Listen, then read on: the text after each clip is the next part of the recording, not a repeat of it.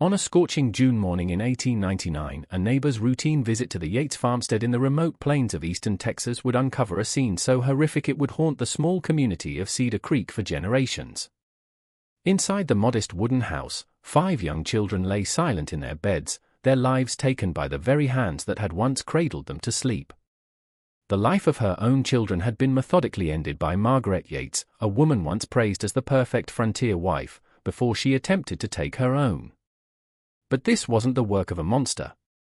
What this was the tragic culmination of a slow psychological destruction that everyone had seen, yet no one had truly understood.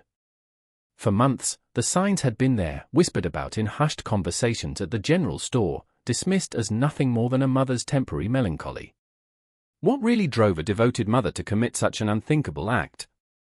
Buried in the suffocating isolation of frontier life lies the answer, in the crushing weight of impossible expectations and a community's failure to recognize the desperate cries for help that echoed through the Texas plains like wind through an empty house. Before we delve deeper into this haunting tale from the forgotten corners of Texas history, let me be clear, this channel isn't for everyone. It is only for those brave enough to confront the darkest chapters of American frontier life. If you're ready to uncover the truth behind stories that others dare not tell, hit that subscribe button and let us know in the comments what state you're listening from. Here, we have a community of true mystery seekers. And if you've made it this far, it's clear you're not like most people. Now, let me take you back to that fateful summer when the heat of the Texas sun couldn't compare to the fire of madness that consumed the Yates family. Cedar Creek, Texas in 1899 was the kind of place where everyone knew everyone else's business. Yet somehow, behind closed doors, the most important secrets remain hidden. In the endless expanse of eastern Texas, this small farming community of barely 300 souls sat like a lonely outpost, where the nearest real town was a full day's ride away. The land was harsh but honest. It rewarded hard work and without mercy, it punished the weak. It was exactly the kind of place that attracted men like Thomas Yates, a sturdy German immigrant who had arrived 5 years earlier with nothing but calloused hands and an unshakable belief that the American frontier would make him rich. Under the Homestead Act, Thomas had claimed 160 acres, built a modest 2-story house with his own hands, and established himself as one of the more prosperous farmers in the area. His wheat field stretched as far as the eye could see, golden waves that danced in the endless Texas wind. But a successful farm needed more than just hard work. It needed a proper wife, someone who could bear children, manage a household, and serve as a pillar of moral strength in the community. That's where Margaret Owen entered the story. At 19, by frontier standards, she was considered almost too old for marriage, but her beauty and reputation for gentleness made her a prized catch. She had grown up in Austin, where her father worked as a clerk for the state government, a comfortable middle-class life that had given her education, refinement, and absolutely no preparation for the brutal realities of frontier farming. Desperate to secure her future before she became a permanent spinster, her parents eagerly accepted Thomas's marriage proposal after only 2 brief meetings. In the spring of 1892, the wedding took place, a simple ceremony at the small Methodist church that served Cedar Creek's scattered faithful. Radiant in her mother's altered wedding dress, Margaret looked elegant with her auburn hair pinned up, her green eyes bright with hope and determination. The townsfolk remarked on what a handsome couple they made. Thomas with his broad shoulders and serious demeanor. Margaret with her gentle smile and refined mannerisms that spoke of better breeding than most frontier women possessed. In those early years, Margaret seemed to embody everything a frontier wife should be. She learned to milk cows, churn butter, and tend a vegetable garden that became the envy of other wives in the area. She could preserve fruits and vegetables, mend clothes with intricate stitches, and cook meals that made Thomas the most envied husband in 3 counties. When she gave birth to their first child, William, in 1893, the other women praised her natural maternal instincts and predicted she would have a houseful of strong sons to help work the farm. And indeed, as was expected on the frontier where large families meant more hands to work the land and insurance against high childhood mortality rates, the children came regularly. After William came Sarah in 1894, then the twins James and Mary in 1896, and finally little Samuel in 1898. Each birth was celebrated by the community. Each healthy child was seen as proof of God's blessing on the hard-working Yates family. With the same determined perfectionism she brought to everything else, Margaret threw herself into motherhood. By hand, she made all their clothes, taught them to read using the worn Bible her mother had given her as a wedding gift, and insisted on proper table manners, even in their rough frontier home. Visitors often commented on how well-behaved the Yates children were, how clean and properly dressed despite living on a working farm. But as the years passed, those same visitors began to notice subtle changes in Margaret. Where once she had been quick to laugh and eager to chat with neighbors, she grew increasingly quiet during social gatherings. Her bright smile seemed more forced, her laughter less frequent. When asked how she was managing with 5 young children, she would always give the same response: "The Lord provides strength for all burdens," delivered with a tight smile that never quite reached her eyes. The truth was that Margaret felt increasingly trapped in a life that seemed to be slowly suffocating her. The nearest neighbor was over a mile away, and with Thomas often traveling to sell crops or buy supplies, she would go days without speaking to another adult.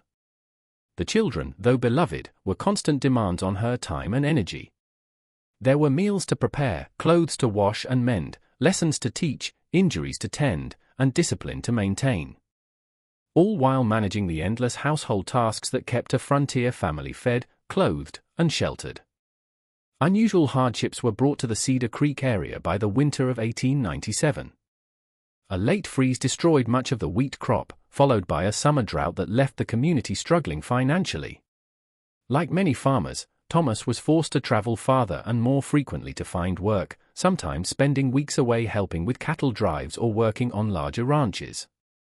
These absences left Margaret completely alone with 5 children under the age of 5, isolated on their remote farmstead with no way to call for help if emergencies arose.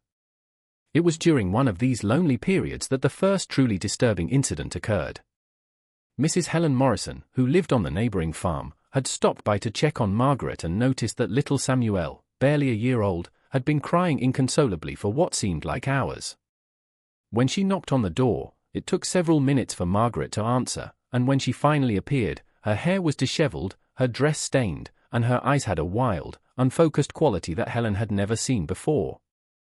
"Margaret, dear, is everything all right?" Helen asked, trying to peer past her into the unusually quiet house. "Of course," Margaret replied, but her voice had a strange high-pitched quality. "Everything is perfectly fine. The children are just resting."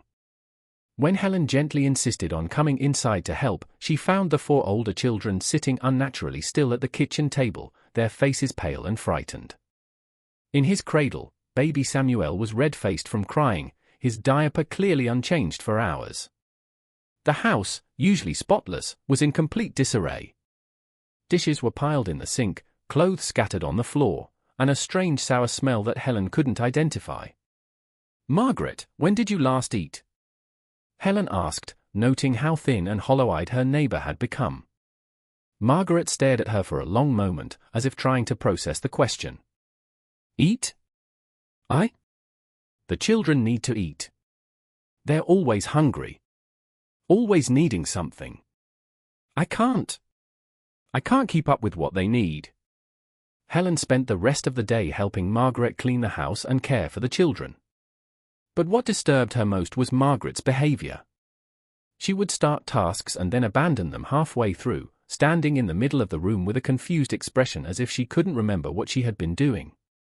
She spoke to the children in a harsh, impatient tone that was completely unlike her usual gentle manner, and several times Helen caught her staring at baby Samuel with an expression that could only be described as resentment. When Thomas returned 2 days later, Helen made a point of speaking with him privately about her concerns. She tried to explain that Margaret seemed overwhelmed and might need help, perhaps a hired girl to assist with the children. Thomas listened politely, but dismissed her worries with a wave of his hand. "Women get emotional sometimes, especially after having babies," he said matter-of-factly. "Margaret's always been a bit delicate. Comes from growing up in the city.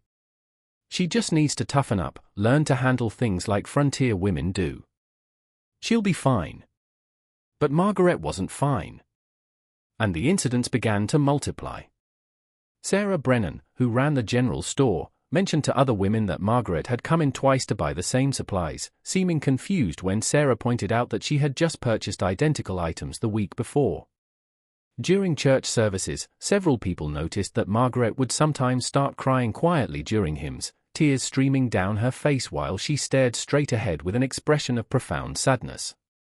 The children's behavior began to change as well. William, the eldest at 6, started showing up at neighbors' houses asking for food, claiming his mother had forgotten to prepare meals.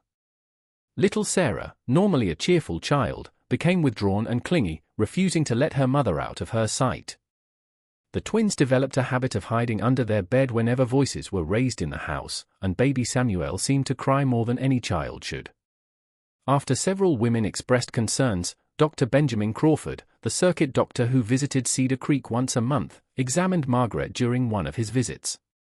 He found nothing physically wrong with her, but noted in his private journal that she seemed nervous and melancholic, which he attributed to the natural hysteria that affects women of childbearing age. His prescribed treatment was rest, fresh air, and a daily dose of laudanum to calm her nerves. At first, the laudanum did seem to help. Margaret's mood stabilized, and she was able to manage her household duties more effectively. But the medicine also made her drowsy and disconnected, and she began taking larger doses to achieve the same calming effect. Grateful that his wife seemed more manageable, Thomas readily purchased whatever medicine she needed and didn't question her increasing dependence on it. By the spring of 1898, Margaret's condition had deteriorated significantly, though she had become expertly skilled at hiding it from casual observers. She had learned to time her laudanum doses so that she appeared most normal during church services and social gatherings, presenting a carefully maintained facade of competent motherhood that satisfied most people's concerns. But those who looked closer began to see disturbing signs. The children's clothes, while still clean, were often mismatched or poorly mended. Meals became increasingly simple and repetitive: cornbread and milk for breakfast, cold biscuits for lunch, and thin soup for dinner. The house, once a model of frontier domesticity, began to show signs of neglect. Dust accumulated in corners, windows went unwashed, and the vegetable garden that had once been Margaret's pride became overgrown with weeds. More troubling were the changes in Margaret's interaction with her children. She had always been a patient, nurturing mother, but now she seemed to view them as burdens rather than blessings. She would snap at them for normal childhood behavior, become frustrated when they asked questions, and sometimes ignore them entirely for hours at a time. The older children learned to care for baby Samuel themselves, taking turns feeding him and changing his diapers when their mother seemed unable to function. When he was home, Thomas seemed oblivious to these changes. He was dealing with his own pressures, crop failures, mounting debts, and the constant struggle to keep the farm profitable in an increasingly difficult economic climate. When neighbors occasionally mentioned concerns about Margaret, he would brush them off with increasing irritation. "My wife is fine," he would say firmly. "She's just tired from taking care of 5 children." What woman wouldn't be? People need to mind their own business instead of gossiping about things they don't understand.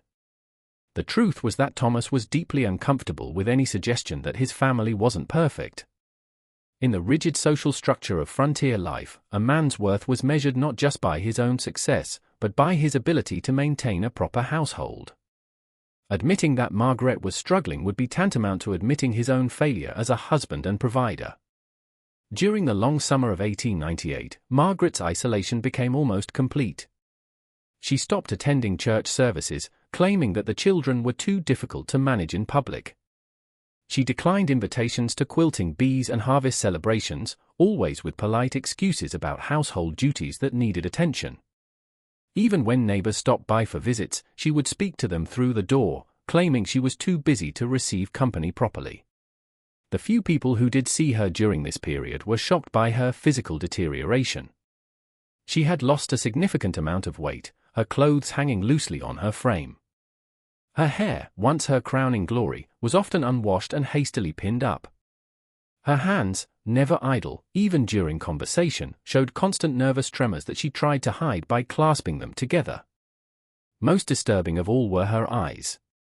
The bright green eyes that had once sparkled with intelligence and warmth now seemed flat and lifeless, as if something essential inside her had simply been extinguished. When she did speak, her voice had taken on a monotonous quality, and she often seemed to be responding to conversations that others couldn't hear. A complete psychological collapse seemed to be triggered by baby Samuel's birth in late 1898. The delivery was difficult and Margaret lost a dangerous amount of blood, leaving her weak and unable to care for the infant properly. For weeks after the birth, she remained in bed, staring at the ceiling while the older children tried to manage household tasks they were too young to handle effectively. During this period, several neighbors offered to help, but Margaret refused all assistance with an almost violent determination. When Mrs. Morrison insisted on helping with laundry, Margaret became so agitated that she began screaming at her to leave, frightening the children and creating a scene that became gossip throughout the community. "Something's wrong with that woman," people began to whisper. "She's not right in the head, and those poor children are suffering for it." But despite these concerns, no one took decisive action. In 1898, there were no social services, no child protection agencies, and no real understanding of mental illness. A woman's behavior was considered her husband's responsibility, and unless she posed an immediate physical threat to others, the community was reluctant to interfere in family matters. The winter of 1898 to 1899 was particularly harsh with unusually heavy snowfall that left the Yates farm isolated for weeks at a time. Thomas was unable to travel for work, which meant he was home more often, but also increasingly frustrated by their deteriorating financial situation. The strain on the family became unbearable with 5 children crowded into a small house with 2 adults who were barely capable of caring for themselves, let alone their offspring. It was during this period that Margaret began to exhibit behavior that should have alarmed everyone who witnessed it. She started talking to herself constantly, carrying on elaborate conversations with invisible companions. When questioned about it, she would claim she was praying, but the words she muttered bore no resemblance to any prayers the devoutly Methodist community would recognize. The children became increasingly fearful of their mother's unpredictable moods. One day she might spend hours playing with them and telling stories, her old gentle nature briefly returning. The next day she might lock herself in her bedroom and refuse to come out, leaving them to fend for themselves while she wept or raged behind the closed door. 6-year-old William later told neighbors that his mother had begun waking the children in the middle of the night, insisting they needed to prepare for the journey. When asked what journey, she would become agitated and refuse to explain, instead forcing them to sit quietly in the kitchen while she paced the floor and muttered under her breath. Young Sarah developed a habit of wetting herself whenever her mother approached, as if her child's instincts recognized danger that adults couldn't see. The twins, barely 3 years old, began showing signs of severe anxiety, rocking back and forth, pulling their own hair, and refusing to eat unless coaxed by their older siblings. Most ominously, Margaret's relationship with baby Samuel became increasingly disturbed. She would stare at him for hours with an expression of intense concentration, as if trying to solve some complex problem. When he cried, instead of comforting him, she would sometimes join in his wailing, creating a cacophony of misery that could be heard across the fields. During his monthly visit in March 1899, Dr. Crawford was finally forced to acknowledge that Margaret's condition had progressed beyond simple female hysteria. He found her sitting motionless in her kitchen, baby Samuel crying in her lap while she stared straight ahead without blinking. When he spoke to her, it took several attempts to get her attention. And when she finally responded, her words were disconnected and strange. "They whisper at night," she told him matter-of-factly. "The children whisper and they tell me things, terrible things about what's coming.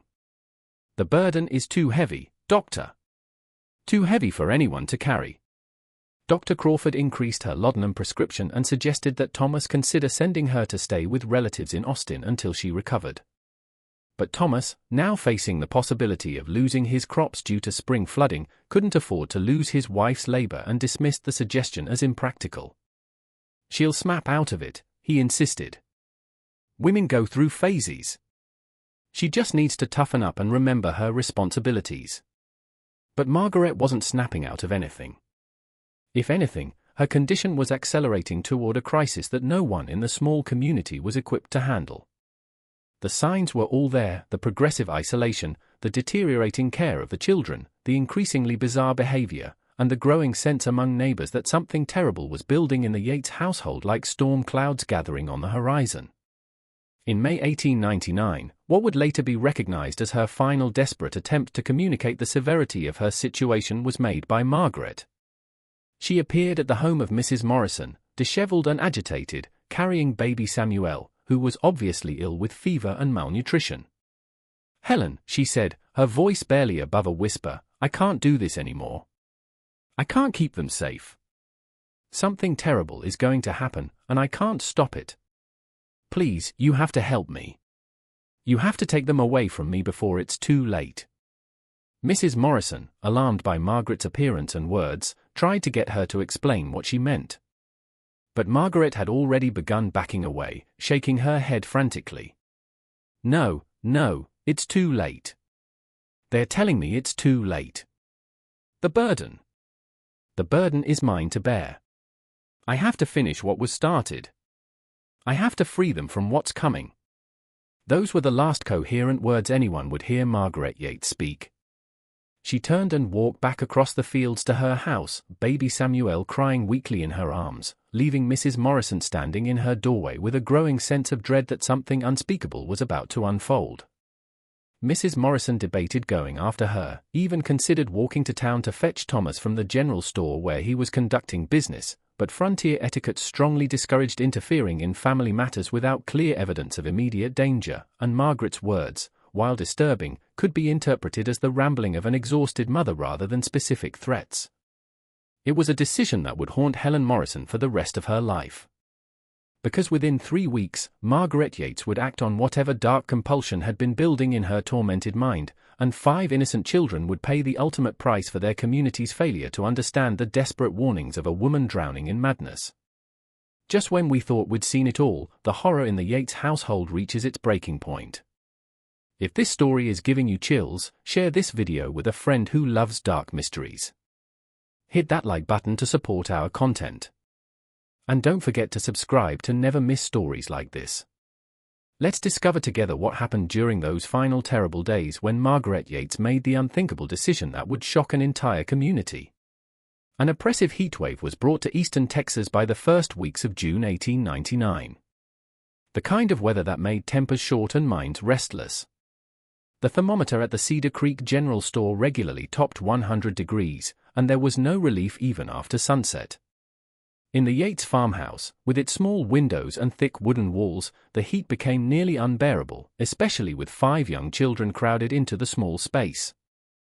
On June 18th, Thomas had left for what he expected to be a 3-day trip to Houston, where he hoped to secure a better price for his wheat crop than the local buyers were offering.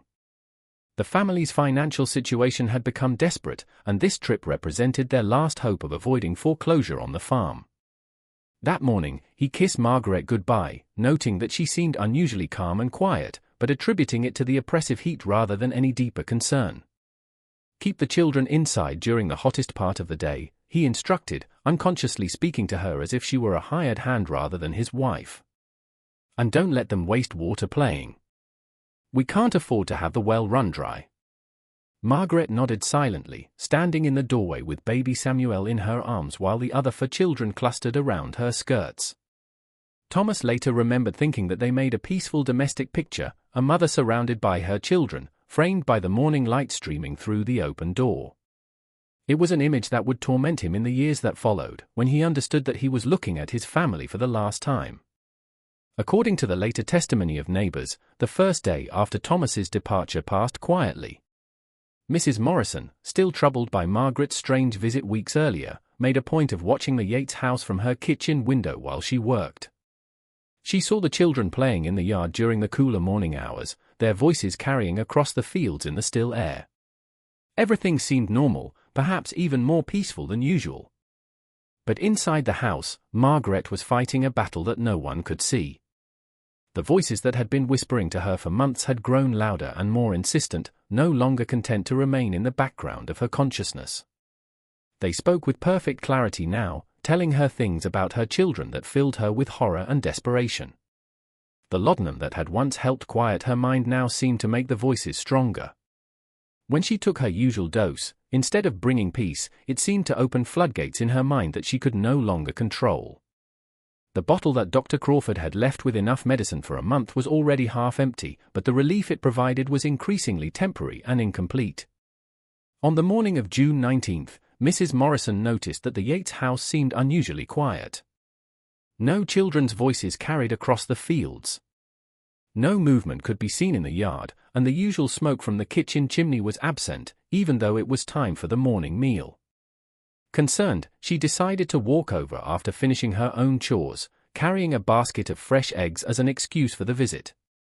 When she knocked on the door, there was a long delay before Margaret answered. When she finally appeared, her transformation was shocking. In just 3 days, she seemed to have aged years. Her hair hung loose and unwashed around her shoulders. Her dress was stained and rumpled as if she had slept in it, and her eyes had a wild, frightened quality that made Mrs. Morrison instinctively step backward.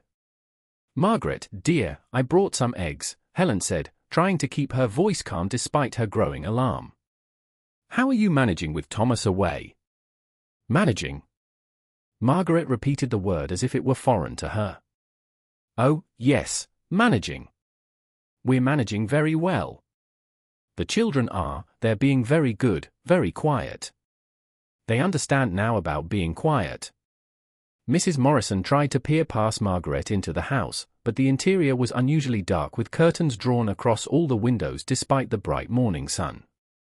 "Are the children feeling well?" "I haven't seen them playing outside." "They're resting," Margaret said quickly. "The heat, it's important they rest during the heat. Thomas said to keep them inside, and I always do what Thomas says. I'm a good wife. I've always been a good wife."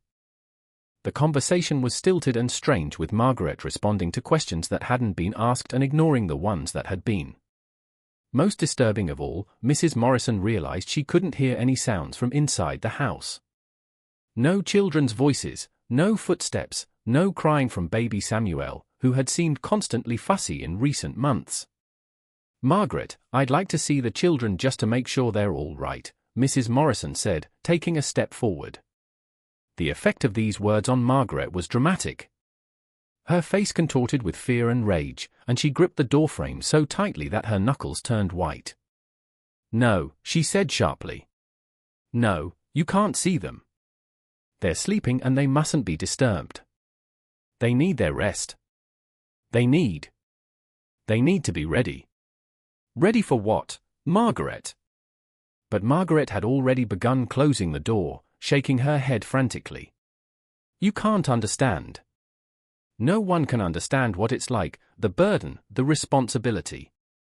But I know what has to be done. I know how to protect them." The door slammed shut, leaving Mrs. Morrison standing on the porch with a growing sense that something terrible was happening inside the house. She called out Margaret's name several times, but there was no response from within. After several minutes of indecision, she walked around the house, trying to peer through the curtained windows, but could see nothing in the dark interior.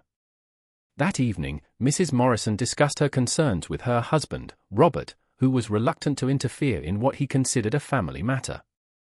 "Margaret's always been a bit high-strung," he pointed out. "And it's natural she'd be nervous with Thomas away.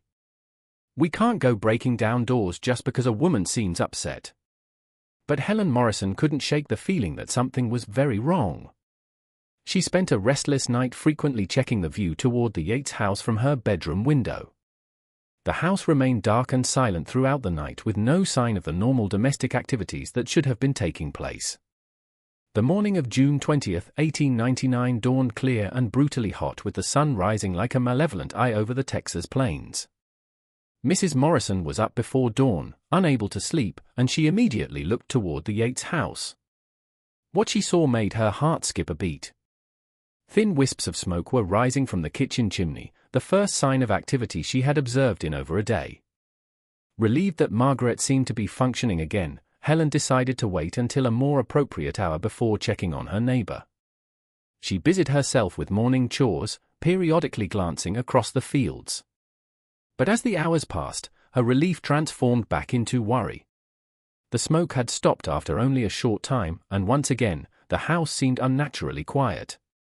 By 10 o'clock, when the Texas sun was already beating down mercilessly, Mrs. Morrison's anxiety had reached a breaking point. She convinced her husband to accompany her to the Yates house, using the excuse that she wanted to return a borrowed sewing basket. Robert Morrison was reluctant, but agreed, perhaps sensing his wife's genuine distress. As they approached the house, both of them noticed the overwhelming silence. On a normal day, the yard would have been alive with the sounds of children playing, but now there was nothing except the buzz of insects and the whisper of wind through the wheat fields. The house itself looked neglected, with shutters hanging askew and the front porch littered with objects that should have been put away. Robert knocked firmly on the door while Helen stood behind him, her heart pounding with anticipation and dread. They could hear movement inside, slow, shuffling footsteps, but it took several minutes before the door opened.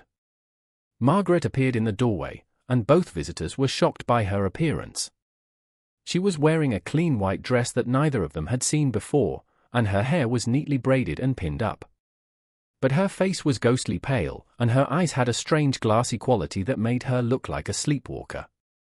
"Good morning, Margaret," Robert said carefully. "We wanted to check on you and the children. Helen's been worried about you." Margaret stared at them for a long moment, as if trying to remember who they were. When she finally spoke, her voice was eerily calm and formal, like someone reciting lines from memory. "How kind of you to call," she said. "I'm afraid the children can't receive visitors today. They're resting peacefully." Finally resting peacefully. Something in her tone made both visitors deeply uncomfortable. Robert tried to peer past her into the house, but Margaret shifted to block his view. "Margaret, are you feeling all right?" Helen asked gently. "You look very pale." "I feel relieved," Margaret said. And for the first time, a strange smile crossed her face. "The burden has been lifted. I've done what needed to be done. They're safe now. All of them are safe from what was coming." Robert and Helen exchanged alarmed glances. Robert cleared his throat and tried to speak with authority. "Margaret, I think we should see the children. Mrs. Morrison is concerned about their welfare." Margaret's calm facade cracked slightly and her hands began to shake. "No one can see them. They're sleeping and they mustn't be disturbed. I've worked so hard to make sure they can sleep peacefully. They were so tired, so very tired of carrying such heavy burdens." Helen Morrison felt a chill run down her spine despite the oppressive heat. Something was terribly wrong. And she suddenly understood that her worst fears about her neighbor might have come true. "Margaret," she said as gently as possible, "where are the children right now?" Margaret's smile returned, but it was unlike any expression Helen had ever seen on a human face. Serene and terrible at the same time. "They're upstairs in their beds, sleeping like angels. Perfect little angels who will never have to suffer again. I made sure of that. I'm a good mother, you know. The best mothers protect their children from suffering." Robert Morrison's face had gone white as the implications of Margaret's words sank in. Without asking permission, he pushed past her into the house, calling the children's names. Margaret didn't try to stop him. She simply stood in the doorway, that eerie smile still playing around her lips. The house was stifling hot and filled with a strange sweet smell that Robert couldn't identify. The downstairs rooms were neat and clean, but completely empty of the clutter and noise that 5 young children should have created. He bounded up the narrow stairs, Helen close behind him, both of them calling for William, Sarah, James, Mary, and baby Samuel. What they found in the children's bedroom would haunt them for the rest of their lives. All 5 children were lying in their beds, tucked in neatly with clean sheets pulled up to their chins. They looked peaceful, as if they were simply taking an afternoon nap, but their skin had a waxy, unnatural pallor, and they were completely motionless. Robert approached William's bed first, his hand shaking as he reached out to touch the boy's face. The skin was cold and rigid, and there was no doubt that the child had been dead for hours, possibly since the previous day. A quick check of the other children confirmed the horrible truth. All 5 of the Yates children were dead.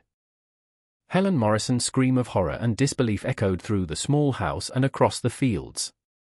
a sound so raw and primal that it seemed to tear the very fabric of the peaceful morning. Robert stood frozen in the center of the room, trying to process the enormity of what they had discovered. Downstairs, Margaret had closed the front door and was sitting calmly in her rocking chair, humming a lullaby, as if nothing unusual had happened. When the Morrisons came running down the stairs, Robert shouting questions and demands for explanation, she looked up at them with genuine surprise. "You woke them up," she said sadly. "I worked so hard to make sure they could sleep peacefully, and you woke them up. Now they'll be frightened again." It was then that Robert Morrison noticed the empty bottle on the kitchen table, the laudanum that Dr. Crawford had prescribed for Margaret's nerves. Next to it was a smaller bottle that had once contained paregoric, a medicine commonly used to treat children's stomach ailments. Both bottles were completely empty. The terrible truth was becoming clear. Margaret had given her children fatal doses of the opium-based medicines, probably mixed into their food or drink to mask the bitter taste. She had then carefully tucked them into their beds and waited for the drugs to take effect, believing in her disordered mind that she was protecting them from some unnamed horror. Robert Morrison ran from the house to summon help, leaving his wife to keep watch over Margaret, who seemed completely disconnected from reality. Helen sat in the kitchen, tears streaming down her face, while Margaret continued to rock and hum, occasionally making comments about how peaceful the children looked and how glad she was that they were finally safe. When the sheriff arrived an hour later, followed by Dr. Crawford and several other men from town, Margaret greeted them politely and offered to make coffee as if they were paying a social call. She showed no resistance when they went upstairs to examine the children. And when they returned with grave faces to confirm what everyone already knew, she nodded as if they had delivered exactly the news she expected. It was the only way, she told them matter-of-factly. They were going to suffer so much. The voices told me what was coming, the terrible things that would happen to them if I didn't act. A good mother protects her children from suffering, even if it means making the hardest sacrifice of all. Dr. Crawford examined the children and confirmed that they had died from opium poisoning, probably administered the previous evening. The peaceful expressions on their faces suggested that they had simply fallen asleep and never awakened, unaware of what was happening to them. That evening, Thomas Yates returned from Houston to find his world completely destroyed. The sheriff met him at the edge of town to break the news, but nothing could have prepared him for the sight of his 5 children lying still and silent in their beds, or his wife sitting calmly in the parlor, asking him how his business trip had gone, as if nothing had happened. The man who had left 3 days earlier as a struggling but hopeful farmer returned to find himself the sole survivor of a family that had been systematically destroyed by the very person he had trusted to protect it. Thomas collapsed beside William's bed, his anguished cries echoing through the house as the full reality of his loss finally hit him. Margaret watched her husband's breakdown with detached curiosity, occasionally offering comfort in the same tone she might use to console a child with a scraped knee. "Don't cry, Thomas," she said gently. "They're safe now. I made sure they're safe from all the terrible things that were coming. Isn't that what a good mother should do?" When Dr. Crawford attempted to question Margaret about her actions, her responses revealed the depth of her psychological deterioration. She spoke matter-of-factly about the voices that had been telling her for months that her children were in danger, describing elaborate scenarios of suffering that would befall them if she didn't act to protect them. "They told me William would grow up to be a violent man, that he would hurt people," she explained with the same calm tone she might use to discuss the weather. "And little Sarah? They said terrible things would happen to her, things that no mother could bear to imagine. The twins were going to suffer from hunger and cold. And baby Samuel. Oh, the things they said about baby Samuel were the worst of all." The voices she described seemed to be a combination of her own fears about frontier life amplified to an unbearable degree. Every real danger that frontier children faced, disease, violence, poverty, early death, had been magnified in her disturbed mind into certainties that could only be prevented by the most drastic action imaginable. Dr. Crawford's examination revealed that Margaret had been planning the murders for at least a week. She had carefully hoarded laudanum and paregoric from multiple sources, telling different people that she needed the medicines for various ailments. She had also spent considerable time preparing the children's final meal, a special supper that she had described to them as a celebration, complete with cookies and milk that she had laced with enough opium to ensure peaceful deaths. The investigation revealed other disturbing details about Margaret's final days. She had written several letters that were found hidden in her bedroom, addressed to relatives in Austin, but never sent. In these letters, she described her growing conviction that unspeakable horrors awaited her children and her determination to deliver them to God's protection before these tragedies could occur. One letter written to her mother was particularly chilling in its matter-of-fact description of her intentions. "Dearest mother, by the time you might have received this letter, I will have completed the most difficult task that any mother has ever been called upon to perform. Do not mourn for the children, for they are beyond the reach of suffering now. I have given them the greatest gift any mother can give, eternal peace and safety in the arms of the Lord." The community's reaction to the tragedy was complex and troubling. While everyone expressed horror at the deaths of 5 innocent children, there was also a disturbing undercurrent of relief that the problem of Margaret's difficult behavior had finally been resolved, even in such a terrible way. Several people admitted privately that they had known something was seriously wrong, but had felt powerless to intervene in what was considered a private family matter. Tormented by guilt over her failure to act on her suspicions, Mrs. Morrison spent hours being questioned by authorities about Margaret's behavior in the weeks leading up to the murders. Her detailed accounts revealed a pattern of warning signs that, in retrospect, seemed to point clearly toward the approaching tragedy. She kept talking about protecting the children, Helen told the sheriff through her tears. "But I thought she meant protecting them from normal dangers, wild animals, accidents, illness. I never imagined she meant protecting them from life itself." The legal proceedings that followed were swift and conclusive. Margaret was declared mentally incompetent to stand trial and was committed to the state lunatic asylum in Austin, where she would spend the rest of her life. She never expressed remorse for her actions, maintaining until her death 15 years later that she had done the right thing and that her children were better off dead than facing the horrors that life would have brought them. Immediately after the funerals, Thomas Yates sold the farm and left Cedar Creek, unable to bear living in the place where his family had been destroyed. He was never seen in the area again, though rumors persisted for years that he had changed his name and started a new life somewhere in the Western Territories, trying to escape the memories of that terrible summer. The Yates house stood empty for several years before being torn down by the county. Local residents claimed it was haunted, reporting strange sounds and lights in the windows during the long Texas nights. Whether these phenomena were real or simply the product of guilty consciences and traumatized memories, no one was ever brave enough to investigate. Uncomfortable questions about frontier life were raised by the Yates family tragedy, questions that the community of Cedar Creek was reluctant to address. How many other women were struggling with similar psychological pressures in isolation with no support system and no understanding of mental illness?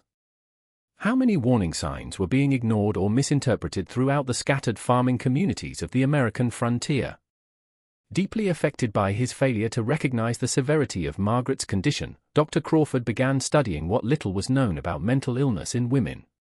He discovered that cases similar to Margaret's were more common than anyone wanted to admit, particularly in isolated frontier communities where women were expected to manage impossible burdens with no help or understanding.